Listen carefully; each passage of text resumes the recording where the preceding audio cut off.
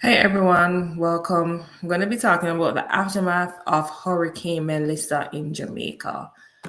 Welcome to all those who are here. I know some persons are probably displaced because some of my subscribers are from Jamaica. I don't know how many persons have internet at the moment right now, but this week has been a hard week. As many persons know, I am from Jamaica, home country, and we were hit with a Category 5 storm, or hurricane rather. This storm damaged sections of, I think, Western Jamaica, even though most of the country still got rain and some showers, but the western side of Jamaica, especially south west or down by the bottom there at the end, St. Elizabeth, Westmoreland, Montego Bay, they faced a lot of disaster. And we're seeing the aftermath right now. I know it's been a while since I've been on here. I've taken some time off, and now I am back and back with this that we're dealing with back home. It was the talk of the town, talk of the century rather, because this has been one of the hardest or the strongest hurricane that was reported within the Atlantic region. I've never experienced it before, never seen it, and we saw all of the news outlets that were down there and the precautions that everybody took. Now, the damages have been hard. Damages, I think, not even hard, it has been a catastrophe. Seeing the pictures and everything that I have been seeing online and the videos, really heart wrenching, and the disaster that we see that has taken place. I have seen some things I've never seen in my country, the flooding. I've seen persons that were stranded in their homes. I think one gentleman was in a two-story building, and I saw where the other home beside him started flooding and the waters kept rising. He said that he went to the top, and that is the second story, that's the highest. And he had to call his niece overseas, who was in Florida, I think he said, to call the fire brigade to assist them with getting evacuated from the area. And that was mind blowing. It's a lot of implications moving forward. I even saw where, especially in Black River, I think, and then I wanted to ask a question: do we have any hospitals up and running in the western side? I saw the nurses who made some videos talking about what happened. I think that hospital has been devastated. Cornwall Regional faced some damages also. The airport also faced some damages also. If anybody is here, you can type in the chat where you're calling from, or not calling, where you're watching from, and if you're tuning in right now, if you have been impacted by the hurricane, if you have friends and families back home who have also been impacted. Now, as we were saying, there's a lot of damages that has taken place. We're going to be seeing food shortages. St. Elizabeth is a parish, as in when you're in the US, they have states. Back home, we call it parish. Now, that is a bread basket or the food basket. They do a lot of agricultural production that supplies the entire island, and that has been devastated. So there's going to be a shortage on food. Hospitals are damaged. I've heard when they did the press briefings back home that they have evacuated some of the patients from either Black River and sent them to other hospitals that are up and running. Persons are going to be out of employment, jobs, and I saw where the nurses commented that the hospital was destroyed and they were unable to move because the roads were blocked and they were unable to go back home. On top of that, school, I was even speaking with somebody and I said, school is going to be out practically now until December. It would make sense because 77% of the island is without electricity, the damages, the trees, everything that has taken place. And I think it's safe to say that we just have school down until December, until we regroup on January, because some of the schools also did face some devastation. Roofs were blown away. So healthcare is going to be affected. People are going to need medical care, a lot of stuff. I never expected this.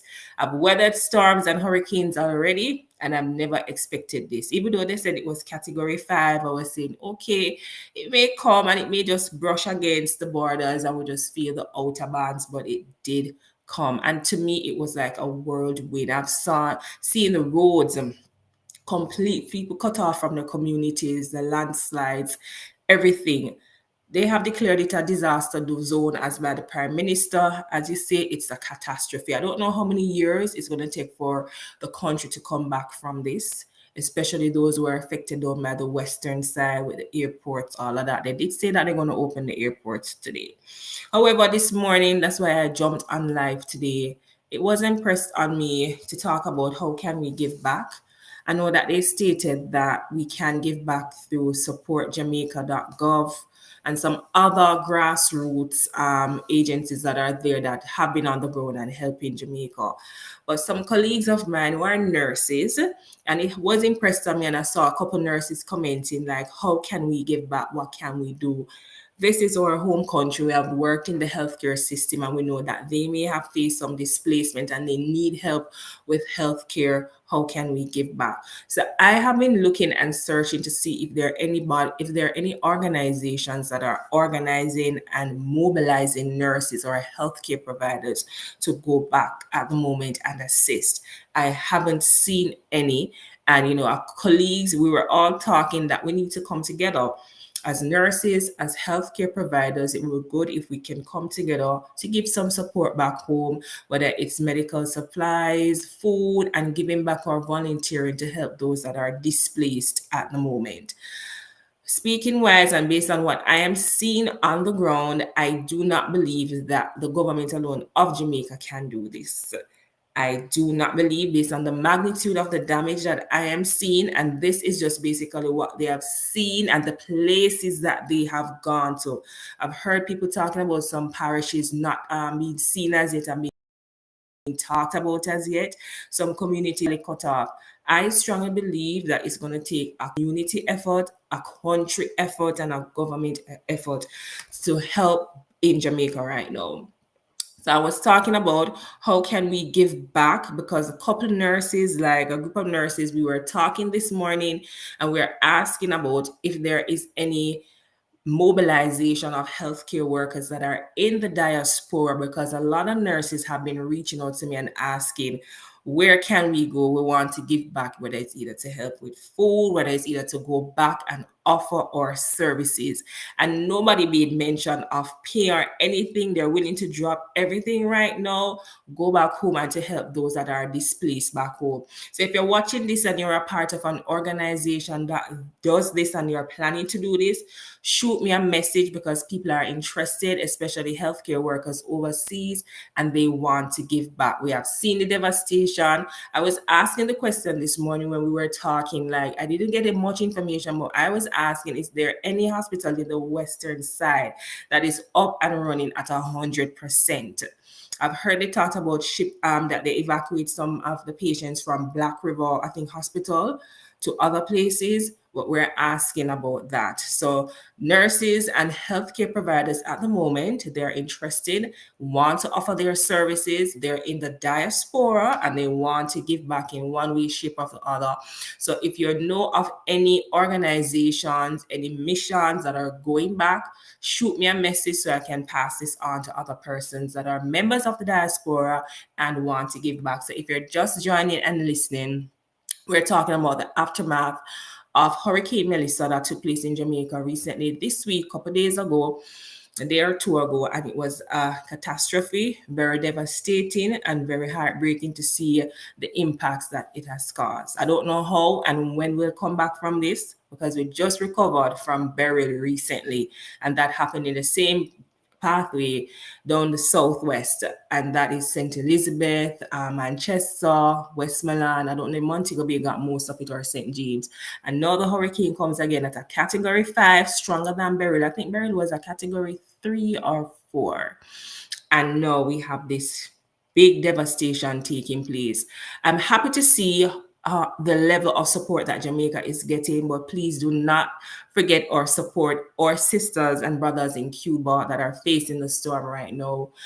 I'm happy to see also how our communities in Jamaica are coming together. I didn't see people sitting on and saying they're waiting on government. I saw people getting up with the cutlass, getting rid of the rubble, helping to take persons out. I saw a person saying that, one house was, I think, flooded out, and I see persons asking where are they, and they said they're with neighbors. And that's something that I love about where I'm from, the level of community and support that we give to other. Even when we do not have it, we're willing to help. I even saw something online where there was a reporter, I forgot where he was from. I think he was from either CNN or Fox News. And he said he was without a jacket and the breeze was blowing, and somebody that was there, a Jamaican, offered to give them a sweater or a coat. And that's our people. And that's the unity that's going to bring us back. And we will go back. We will rise again and go back bigger and better, and it's going to take a community, and I'm proud to see actually what is taking place. I don't know if it's only me, but I actually felt so bad that my country was going through this storm and I wasn't there. Even though I have friends and families close by, but friends and families still back home. I think growing up Caribbean, this is something that we always experience. It's a survival tactic. That when a storm is coming, that you have to do necessary preparation. And when you're going through the storm also, I don't know how many people slept that night. I wasn't in Jamaica, but I did not sleep. I think I probably dropped asleep after a period of time, but at the same time, we were up waiting and seeing if anybody needed help and support that we could offer our services. Just like the gentleman that I saw on the video that said that he was in, I think, Mandeville, Manchester, and he called his niece that was in Florida, and she alerted the fire brigade to come and help them to evacuate them. And we talked about the level of support for giving back. So if you're watching this and you want to give back, the government of Jamaica has stated that they have a website that is authorized for giving back, and that is supportJamaica.gov. I need to get I see some other agencies that are giving back, and then I write them down. I'm going to write them down and we can share them. I have been doing some work, but we have to put all of that on pause right now because everything right now is the hurricane right now. Roads are impassable, communities cut off, people without electricity, in need of water. It is so heartbreaking, and to see persons, crying with regards to the loss that they have endured. Senior citizens, the disabled, and I can imagine that there are persons who, God forbid, may have lost their lives and they have not gotten to them as yet. Persons are displaced, they need heavy equipment, a lot of things based on the damages that I am seeing.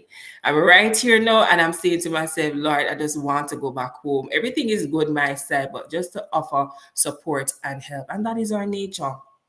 That is our nature. If you're watching right now and you're watching either from, I don't know if persons are able to watch from Jamaica, because it says 77% of the island is still without electricity at the moment. But if you are interested and know ways of how we can come together as healthcare workers, and you're willing to do same, willing to partner, willing to organize, a group of us and other friends and co-workers are saying that we need to mobilize. And I strongly believe that too, but it's a little that is among us, and they are going to do that. So if you are a part of an organization that is affiliated, or any association that's affiliated with giving back to Jamaica in your services or any support, I'll ask the other individuals that said that they're interested, what they're willing to do, where we can offer support in same.